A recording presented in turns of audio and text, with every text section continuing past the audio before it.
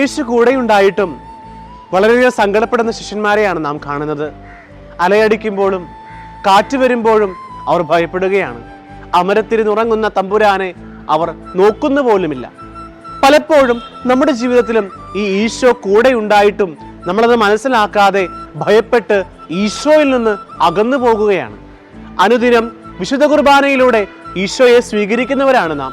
സ്നേഹമുള്ളവരെ, ഈ ഈശോ എൻ്റെ ഹൃദയത്തിലുണ്ട് എന്ന് ആത്മാർത്ഥമായി വിശ്വസിച്ചുകൊണ്ട് ആ ഈശോയെ നമ്മുടെ ജീവിതത്തിൽ ഏറ്റെടുത്തുകൊണ്ട് മുന്നോട്ട് പോകാൻ നമുക്ക് സാധിക്കട്ടെ.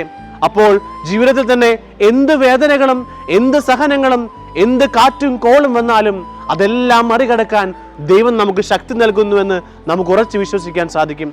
അങ്ങനെ നമുക്ക് സാധിക്കട്ടെ.